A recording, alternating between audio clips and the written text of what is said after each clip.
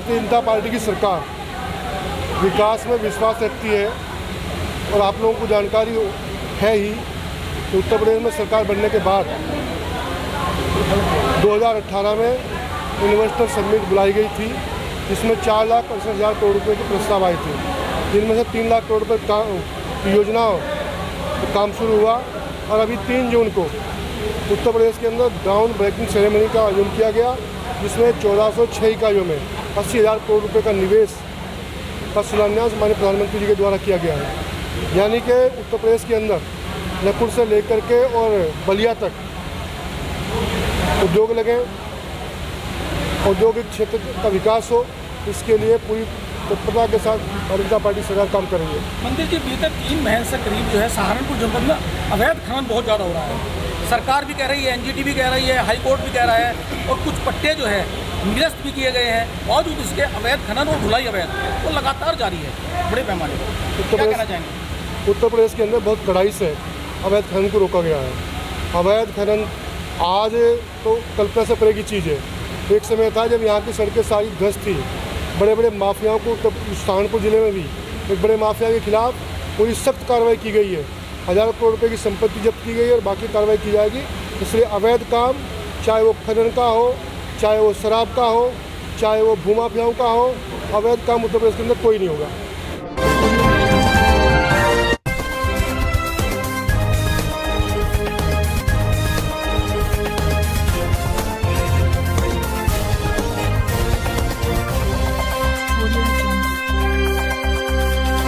चौधरी मेहरबान अली, बहुजन मुक्ति पार्टी राष्ट्रीय महासचिव। किस संबंध में यहाँ पर बैठे हैं? ये जो बीजेपी की प्रवक्ता एक डिबेट पे जो नबी अकरम सल्लल्लाहु अलैहि वसल्लम के शान में गुस्ताखी करके गलत बयानबाजी की, तो उसके खिलाफ जो सड़कों पे आंदोलन हुए, यहाँ की सरकार ने, स्टेट सरकार और प्रदेश सरकार ने उन आंदोलनों के खिलाफ लाठीचार्ज किया, उन्हें बंद किया और थानों में जो उनके साथ मारपीट की है, उनके मकान में भी लोड चलाया। जबकि नुकुर शर्मा के खिलाफ पार्टी से बाहर करने का मतलब नहीं होता था, बल्कि उसके खिलाफ एफआईआर दर्ज होनी चाहिए थी, उसको जेल जाना चाहिए था, तब भारत का संविधान की हकूक बात थी। लेकिन ये सरकार आरएसएस के कहने पे जो प्लानिंग इस भारत के टुकड़े करना चाहती है, भारतीय क्रांति मोर्चा, बहुजन मुक्ति पार्टी और माननीय बेसराम के आदेश पे ये भारत बंद किया गया है।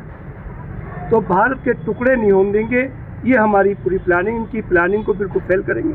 भारत जो एक दफ़े टुकड़े हो गए पंडित जी के पंडित नेहरू जी के कहने पे, जो हिंदुस्तान और पाकिस्तान का बंटवारा, और वो बंटवारे भारत में नहीं होने देंगे हम लोग। इस मुद्दों को लेकर हम भारत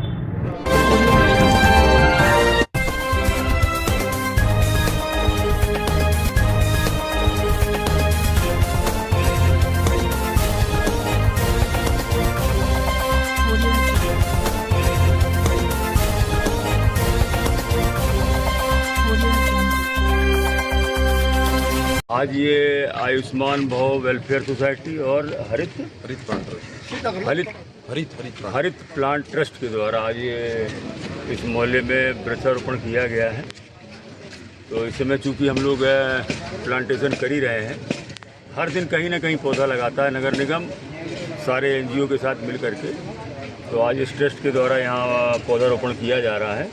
तो सभी नागरिकों से मैं निवेदन करूँगा, जिस घर के सामने पेड़ लगा हुआ है वो कृपया उसको अपने बच्चे की तरह उसकी सेवा करे, पानी दे, क्योंकि हमारे धर्म ग्रंथों में कहा गया है कि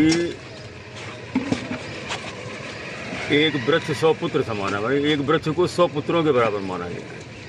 तो वृक्ष की पूजा ही ईश्वर की पूजा है, इसलिए हम सब लोग मिल करके इस शहर को ग्रीन बनाएं और कार्बन न्यूट्रल बनाएं।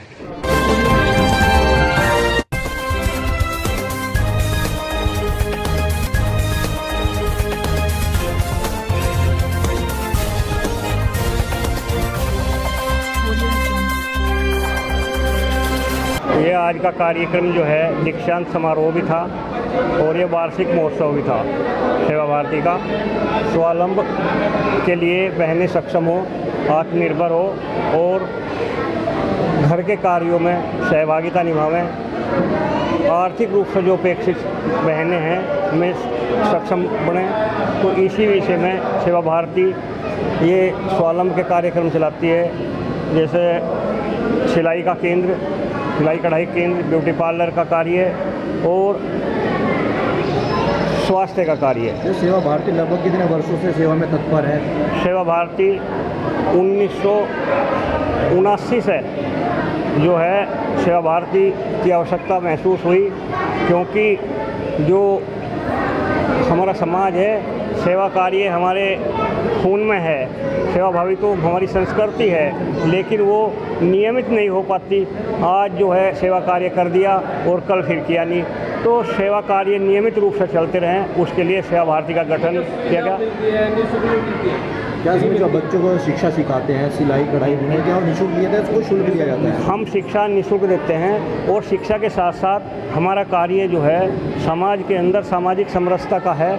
जो आर्थिक रूप से या सामाजिक रूप से अपेक्षित है, उन्हें समानता का अधिकार मिले, उस पर विशेष ध्यान रखता है। धन्यवाद। क्या संदेश देना चाहेंगे हमारे चैनल के माध्यम? हम यही कहना चाहेंगे कि ज़्यादा से ज़्यादा लोग सेवा कार्यों से जुड़े। नर सेवा ही नारायण सेवा है और सेवा कार्य करने से कोई भी छोटा नहीं होता। ये ईश्वरीय कार्य है, इससे करने से पुण्य की भी प्राप्ति होती है और अपने मन को भी संतुष्टि होती है।